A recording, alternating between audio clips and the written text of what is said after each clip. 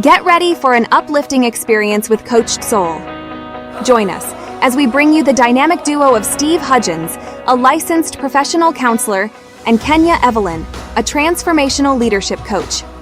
Together, they'll guide you through engaging episodes filled with valuable insights and actionable tips on mental health, relationships, self-care, emotional well-being, and personal growth. Coached Soul is your go-to podcast for empowering discussions that will help you thrive. So let's get started and welcome our hosts, Steve and Kenya. All right, Kenya, welcome. And it's just, we've had a bit of break of hot weather. If you want to call 3 degrees less than 100 a break, I'll take it. Right. Just something about hitting that 100 just gets into your mind, you know? July, man. It That's is. just what it is. That's just what it is. Exciting. July and August. Here it has been special as well. Last weeks of summer. Can you believe it? For those of us starting a new school year, let's get going. Oh, that's next month. That's coming. And it's coming fast. Yes, it's a challenge because I'm finishing up on my dissertation piece. I'm having to prep my syllabus and test and curriculum for my graduate students that I'll be teaching at Rogers State University this year. I'm excited about this new chapter in my life. And Amazing. So, you just can't be afraid of change or be afraid of making changes or what the future may hold. When you think about fear, what comes to mind for you besides a horror movie? Something I heard years ago, the first time I went to a Tony Robbins event, fear, false experiences appearing real. It's just it's false. It is so far from truth. But it feels truth. It feels real. Yeah. It feels heavy. Sometimes it feels paralyzed. It feels doubtful. Sometimes it's the only thing you can actually feel. And yet it's so far from truth. When you think about a weapon to use against fear, is my acronym called FAITH. FAITH. My acronym for faith is forging attitude and trusting Him. Because it's my attitude that I need to forge and trusting God that I can get through this fear that I'm having. And fear is normal, but are we getting stuck in fear? Is that flight freeze moment that we have, or we want to fight, or do we want to fly, or do we freeze in the moment of fear? What's the old saying? There's nothing to fear but fear itself. That's right. That's right. So when you do transformation with your clients, Kenya, Yes. how do you move that frequency? Because fear is a frequency. Yes, it is. Everything is a frequency. So how do you make this mic gets, to be materialized right here? It was on a frequency, the elements, the electricity inside it, my voice, my being, closing chest and opening chest. Our physiology really helps to shift whatever is going on in our field. Now, talking about the fear itself, how do I help my clients is, first of all, I witness their fear. When I was first starting coaching, I was not a mentor. I was flat out, from therapy to psychology to coaching itself. I was very eager to shift. I am going to help people shift. Let's shift. Let's live our best life. Starts now. Let's go. And what I miss, and again, I'm going to correct myself because I didn't miss, it was my authentic self at that moment in my beginning stages. Because I saw you in your greatness, I was eager for you to see yourself in your greatness and step into that version now. I am no longer eager. And because I don't have the shift energy, let's shift now, let's transform now, I have the witnessing energy, which is pure love. And when I say I carry the pure love energy, I'm saying I carry the intention of hold that space to allow you to feel. Because many of us are not even in our bodies to feel. We're not allowed to feel, especially if you're a man. Men don't cry, men don't this. There's so much labels about feeling. Oh, you can't be in fear because you know it's not real. Does it help you to not be in fear when I say that? Or you shouldn't feel that way. You shouldn't feel that way. Hey, you know better. Is that the truth? Is that the truth? You know, that's interesting because that I feel like Sesame Street, the word of the day popped up this week, and it's fear. It's that fear of making a change. Or one of my clients says, you know, I don't want to cry. And here she is crying. And I'm like, yes. Cry. Yes. That's what we're made for. That emotion is to let it out, to feel. And I know she doesn't want to feel that pain. Yeah. So when I witness my 2-year-old that bumped his head in the wall, trying to reach something, and I witness his pain, he come to me so I can kiss his boo-boo.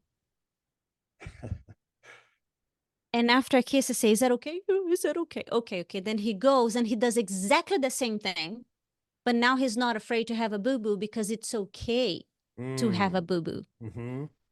So if you grow up on a different way, let's say your parents were not there, or they were like, hey, it's nothing, just move on. They didn't really kiss the boo-boo. They didn't really reflect to you that it's all part of life. Right. I'm telling you that to tell you that to not feel fear is to not embody the human experience. You will feel fear. Well, every time you start something new, you will feel like, am I okay? There's this butterfly of uncertainty. Right. Of my relationship shifting, you know, when the kids are growing, what's happened with the relationship between a mother and a teenager, and between a husband and a wife when the kids graduate from college. I mean, it's always evolving. So my number one step to deal with transformation, to hold space for transformation, is to allow a space to witness what's the true feelings of this person. It's not for me to show to them that their fear is not real, but for them to see that fear is the shadow of light. It's challenging these messages that we grew up on, you know, that we can't express an emotion, or we're not able to express who we are. I mean, a lot of times when I was the director of an inpatient hospital working with intensive treatment center services with DHS kids, you know, it's like they've been told they can't express because they're not doing it the right way. And I'm like, well, wait a minute. So I remember one time a kid was banging his head on a glass, and a tech was holding a towel between the glass and his head so he wouldn't hurt himself or break the window. And as I'm walking down the corridor, there were 4 other techs probably about 8 feet away. And I'm like, go away. I got this. He's going to be okay. He's frustrated. And so one kind of lingered back, and I didn't say much. And I walked down. I put myself in a position that could have caused harm to me. I slid down, I sat down on the floor, and all I said was, man, it must be tough for you. I can't imagine what you're dealing with because you're banging your head on that glass. Would you just come and just sit down and just tell me about it? I want to know what's hurting you. So in that sense, I couldn't fear. I had to face the fear by lowering myself down just by chance to see if he would join me. Beautiful. Beautiful, Steve. And how lucky he is that you are in this stage in your life, that you actually could offer witnessing in a neutral space. Mm-hmm. You're not saying you're not projecting anything. You're literally just interested in the human in there. The things that I have experienced in my walk with so many different clients and students is self-judgment while you're in fear. Especially if you grew up Christian of any form, and religious of any form, forget Christian, even the Buddhist, the Hinduism, Right. because that will be the absence of faith. How many conferences have you been? Ooh, fear of faith, fear of faith. So Right. if you're experiencing fear, what I've noticed, and not just through my clients, but through my own life. Oh God, why am I here? Why am I in fear? Why? And so much judgment comes from it. So I wanna offer this conversation straight to the listeners. If you feel that any part of you are in fear right now, that part of you is asking for love. That part of you is asking for acceptance. If you are afraid that people are gonna judge you for anything, you are already judging yourself. You cannot be in faith if you're in judgment. It's not just either faith or fear. So allow yourself to bring yourself to focus on the truth that you're always guided, the truth that you are whole and complete, the truth that you're son and daughter of God, Right. the truth. What's the truth? So whenever you're ready to ask, what is the truth? Powerful question, by the way, powerful question. And when we are in the middle of fear, it might be hard to go straight there, but maybe you can go into your breath first. Or feeling fear, you feel freeze. So go back to your breath, go back to your breath, go back to your breath, and practice coaching yourself from shadow to light. You know, I'm glad you said that, because from love to shadow to light, right? A passage that comes out with resonates with me is the First John 4:18. Love casts out fear. Well, what John was trying to write is that love casts out fear is a concept that fear and love can't coexist. And what he's trying to bring out is that, what does fear do? It's a natural response to perceived threats, dangers, and exactly. Right. Do you want to get rid of fear? Right.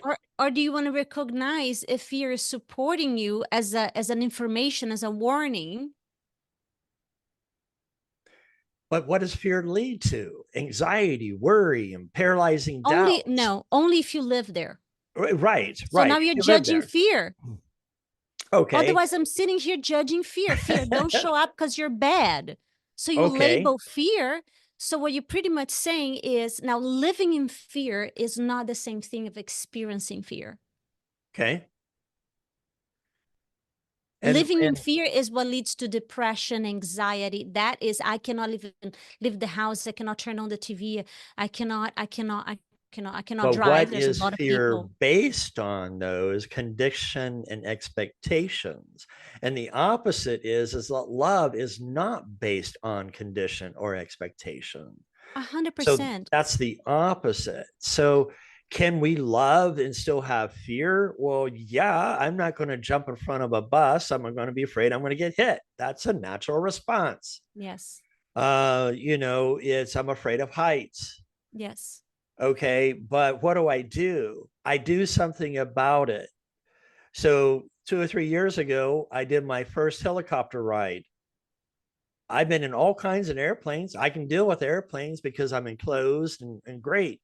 Helicopter provides a different experience for me, because the Yes. wind and the way it gyrates and everything else gives you a different perspective. You can, And the glass going all the way down, it feels like you're outside. yes. Mhm. So my next step is one or two things to conquer my fear of heights. Either I'm going to go all in, or I'm going to go halfway in. Halfway in is going into a hot air balloon, or all the way in is I'm working up the nerve to jump out of a perfectly good airplane and skydive. So it's, That's what I want to do, is it, but am I not nuts? because I'm, yeah, no, no, not at all. Um, I would do that for the sake of the adventure. I'm not Yes, afraid of heights, but I definitely crave that experience. So we can do it together, Steve. Let's plan on that. That would be great. that would be great. You know, Um, that's the thing. It's about how to, not how, but what can we do to be able to conquer our fear so it doesn't paralyze our living an adventure. so if you are my client and you're coming in with that, first of all, I would say I'm so grateful that you raise your hand. Hmm. Because many of the people in fear, they are trying to coach themselves out and they're not raising their hands. And then they go in the self-judgment of, I can't believe I'm in here, in this way. I can't believe I'm here again. I thought I was better, da da da da da da. And you are meant to be in community, dear listeners. You are Mhm. meant to do life with like-minded people. So my invitation for you is, will you be brave enough to take the first step and raise your hand? Maybe you reach out to us in this podcast, or you reach out to somebody that you have seen before, a coach that worked in the past, or a new community, a new church. I don't know, but let me tell you what, isolation leads to more of the darkness. You are not meant to be alone. And after 2020, we experienced that, and it was a super positive thing to experience that that encloseness, that opposite of freedom, if you will, just so you know that this is not for you, just so we know that this is not for us. But the opposite side of that is that some people got used to be isolated. Now they don't go to the markets anymore. They just, Uber Eats, pick up something. They just don't go out. Some people actually got a little bit more OCD. Some people got, you see what I'm saying? So Yes. I would notice where am I in the spectrum of fear versus living Mm. fully. God gave you life so you will live it abundantly. You are here for your purpose, and your purpose is some variation of love. Right. Love yourself, love others, serve, give your gifts away, discover your gifts, ignite your voice out, all that yummy, juicy things, relationships. You are meant to thrive, not just to survive. And fear keep you close to what's known and familiar, which is safe, which is great if there's a tiger running after you. But there's Mhm. no tiger, then you get to be in wordiness. And I pray wordiness upon you right now, and stir the truth in your heart. Raise your hand. You Ask for know, help. it, and the thing about it is challenging these messages that we have had. Mhm. And off mic, we talked about it, and I think I do want to bring, not I think, I want to bring in perspective here that even in my therapeutic atmosphere that I deal with, I want to challenge the mental health field from stop using boundaries. Yeah. Because what I think is, we talk, boundary is like a Mhm. wall that we automatically put up as a barrier. Mhm. I don't know if that's what we want to create, because when I talk about boundaries per se, I talk about it's a fence, it's movable. A term is a wall that's hard to move. Yeah. But as we talked, I like the word threshold. What is your threshold? A threshold is where a door goes into a wall. It's, you're going to shut the door and not Mhm. allow anybody to come through that Mhm. threshold? Or are you going to open that door through that threshold? And I think that makes more sense. Yeah, for us visual, and I love that you brought this up, Steve, because I'm not gonna say I was triggered, but maybe I was. So here you have it. The word boundaries feels like a wall. And for me, threshold, it feels like self-love. It's Right. self-honoring. Like this is what I am taking in my space, in my energetic field, in my body. That okay, so I'll give you a typical example. I have the most amazing family. I'm very grateful that I married a wonderful man, wonderful family, all the things. And I decided to eat to do a grape cleanse just last week, and I spent 8 days just eating grapes. It wasn't just a diet. It was therapeutic resetting of my gut, which Mm, meant that my threshold, right? It was that it doesn't matter who made the most yummy food.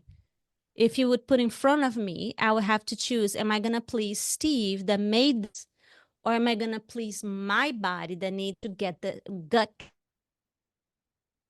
my mother-in-law? And 10 times out of 10, up until now, whatever she would put in front of me, I would eat. Number one, because it's delicious. Number two, because I love her. right. But not when I am doing my cleanse. So Hmm. I knew that we were about to do a gathering, and I was prepared to tell her, I love you, and I am not eating. A physical threshold. Right. And I noticed that she wasn't very happy because she's a Southern lady. She likes when people eat you Of know, course. but I get to choose. Am I choosing me and my body and loving me, or am I choosing people pleasing? Mm, Am I choosing this is using my voice and say to my husband and my friends, 10 p.m. is my bedtime. This day I just don't function well. Oh, but so and so is having something, and kids want to watch something. Let's have a movie night and go to. No. When are you clear? When I am clear with what works for me, my body, my mind, and my spirit, when you're clear with your threshold, you actually more open and more in love with the entire world. Does it hmm. serve to have Kenya with her half of her battery full the next? Am I serving my kids, my clients, my husband? Versus no, 10 p.m. I close the door and I am out. And So that's a real threshold serves everyone, correct. leaves no one out. And the thing is that it's not we're cookie cuttering either. It's about how do we be able to, okay, Kenya, you may come through my threshold, but a stranger, I'm going to have that threshold there. And so that's that challenge of what we need to look at is what can we do to make a difference. So Kenya, we got about 3 or 4 minutes left, and I apologize to our listeners and viewers because we're having some technical difficulty challenges going on. So bear with us. But at the same time, it's how do we deal with these interruptions of fear and thresholds? Can you kind of close us out on the frequency of fear and what are some tools that people can use to overcome that? Beautiful. So the frequency of fear is the frequency of shadow. As bright as your calling is, your purpose is, as bigger the shadow will be. So if you can walk yourself to the one truth, like what lights you up, if fear did not exist, if money was not a thing, what would you go towards? Would you be more in the sun? Would you be more outside? Would you call a friend? to remind you of your light. Mm. 10 times out of 10, when I am in fear, I'm not grounded. When I'm in fear, I'm feeling like the fat in the wind. I don't know where I'm going. I'm just bouncing. I'm probably not hydrated. We're 70+% water. So my invitation is to look at fear not as a feeling, but in a holistic way. Your body's experiencing contraction when you're in fear. You're not breathing. Right. Your spirit is in shadow. Things are not, that is the appearance of death. Emotional death, physical death, a tiger run, fire or freeze. It's the appearance. So if you can walk yourself out of practicing right now, practicing to breathe, how do I feel when my chest is open? And breathing. What kind of smells trigger openness? If you're driving right now, how does it feel when you have green lights everywhere versus everywhere you turn, there's a red light? It feels like a red light, which means there's information. Fear is not bad per se. It's telling you something. Right. If you are a writer, if you like journaling, if you like doing diaries when you're growing up, literally go back to childhood. What was the things that made me feel courageous, freedom, excitement? I would do it today. I will be that person today. I know I love, you love homework and this is what you do for this week, and think about that and go journal this. But the most important thing is to be in your own body. If you would be your own best friend, how would you treat you right now? Do you even know your needs? I know that if I had a twin sister, when I'm in fear, I would like to have physical contact. I would like for her to hold my hand. I would like a heart hug, those hugs that you feel each other's heartbeat. I would like a glass of water where I would charge my water with faith. So I want to give us a visual to close out. Yes. Horror movies. The majority of the horror movies, and I don't like the horror movies because of what's there, but the majority of the time that horror begins is in the dark. It's always in the dark. And fear is always in the dark. It's always in the dark. So it's where you put yourself is in the light. You think about COVID, think about those things that comes about. It's being aware, not being afraid. Challenge the information that you're receiving to make sure that it's not it's not fear basing, not fear mongering.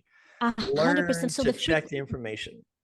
The frequency of fear is a frequency of lie. It's a frequency that keeps you in the dark. And I know that we're talking today with people in different spectrum of fear. People that, no, I'm not in fear right now. I experience fear every now and then, and that is normal. You experience. The way you coach yourself when you are in fear, depending on your levels, is raise your hand, call someone that loves you, and literally I use those words. Could you please pour truth into me right now? Pour truth. Tell me everything that you see right about me, everything about me. It's not selfish to take care of yourself. It's called self-love, self-honoring. Love doesn't step on others. So think about it that way. Love considers not only yourself, but others as you are elevating into a new purpose. Until next time, take care and God bless. Thank you for joining us on this episode of Coached Soul, where we aim to empower and uplift you on your journey towards personal growth and well-being. Remember, as you navigate through life, you don't have to do it alone. We encourage you to reach out to professionals, seek support from loved ones, and take the time to prioritize your own well-being. Stay tuned for future episodes filled with even more valuable insights and actionable tips. Remember, you have the power to thrive. And with Coached Soul by your side, anything is possible. Until next time, take care, stay empowered, and keep shining your brightest light.